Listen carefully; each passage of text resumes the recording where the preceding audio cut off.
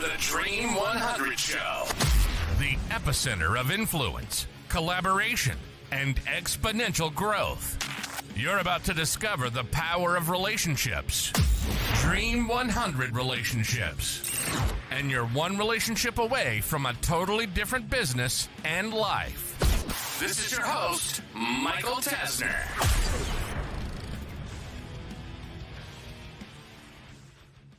What's their story? In today's episode of the Dream 100 Show, I'm going to talk you through the initial stages of building a story brand around and at your business. So many years ago, I read the book StoryBrand by Donald Miller. And I loved it so much, I went and invested a lot of money and became a certified StoryBrand guide. And the process was wonderful. Like, we started deploying StoryBrand for a variety of our clients.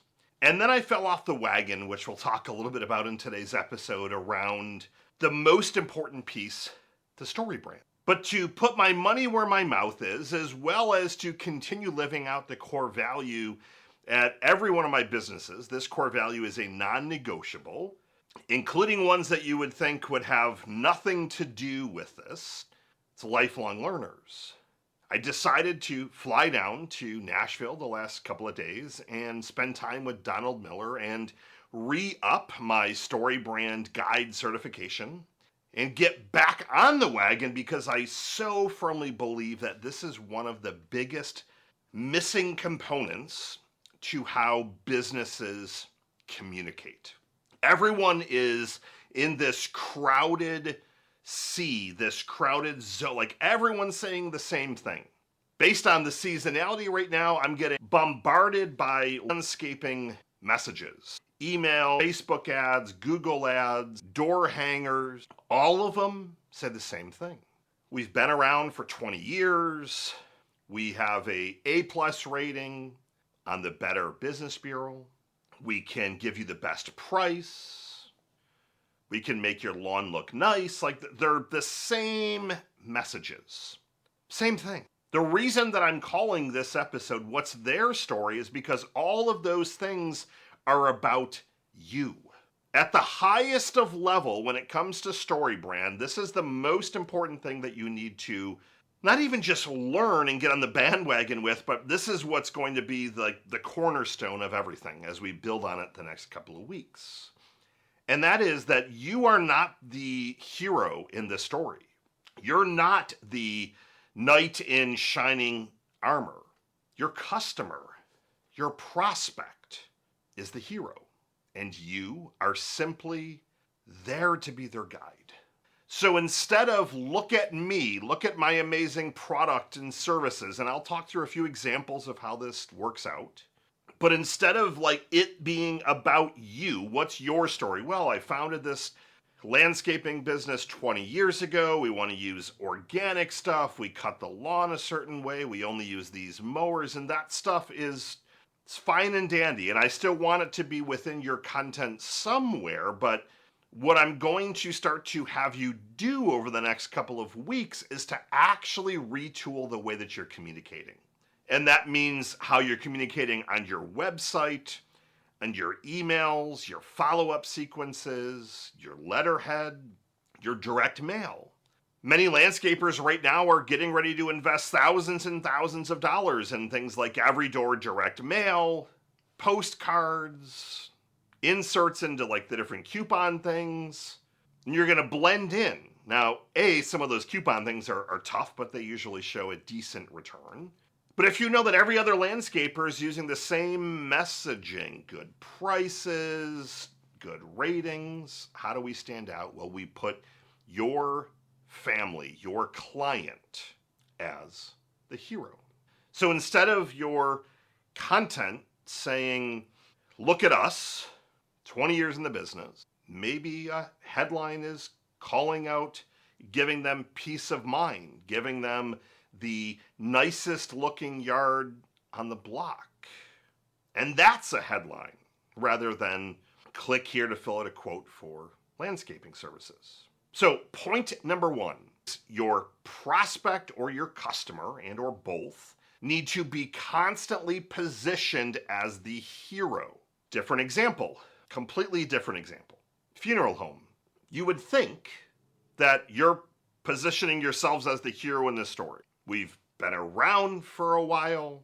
Wouldn't say you could say you have good service, but all jokes aside, like reliable and okay, fine, that's content that can be somewhere. But really, how are you not positioning yourself as the hero? You need to position yourself as the guide during this difficult process.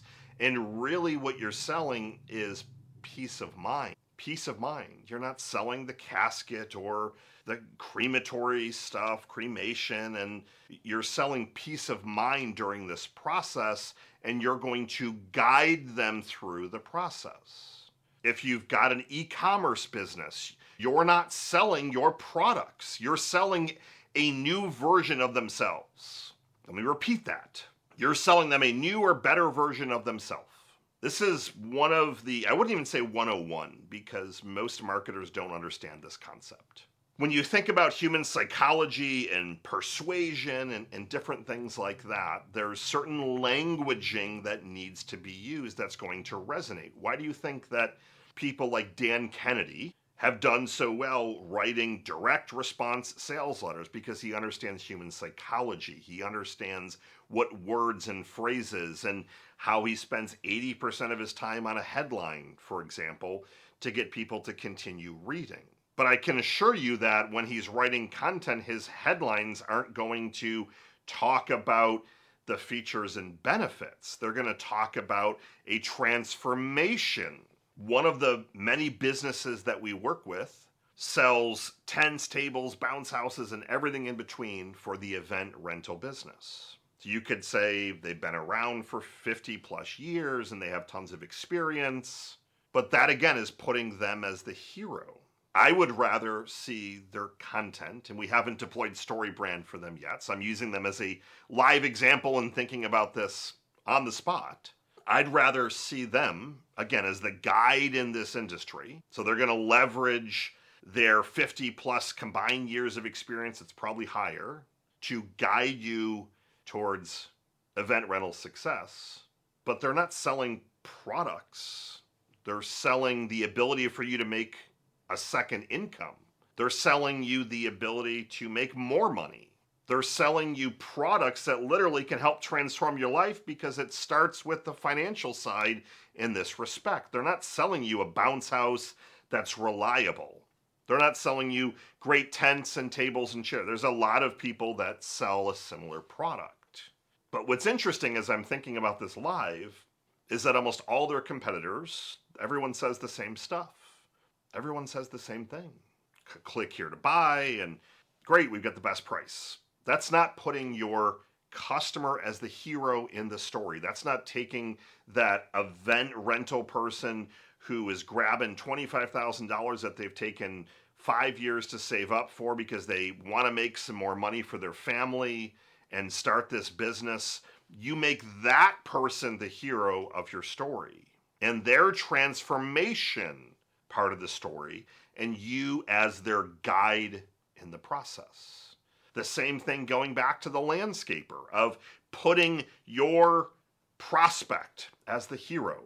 I get it. I know that you want to have a yard that you can relax on the weekends. You work really hard during the week to have 2 days off to relax, and you don't want to have to worry about all this crap with your lawn or having to cut it or anything else. Like, I got you.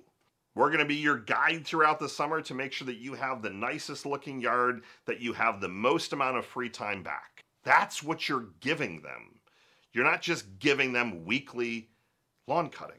So step one is over the next couple of weeks, you really have to reframe the way that you're thinking about this to your prospect as the hero and you as their guide. And that is where I alluded to earlier in the episode of Falling Off the Wagon.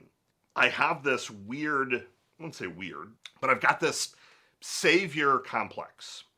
One of my core purposes is to help eradicate small business failure. I absolutely hate seeing a business go. I hate it. I hate seeing the going out of business sales, closing, because there's so much more on the other side that you never hear about or see.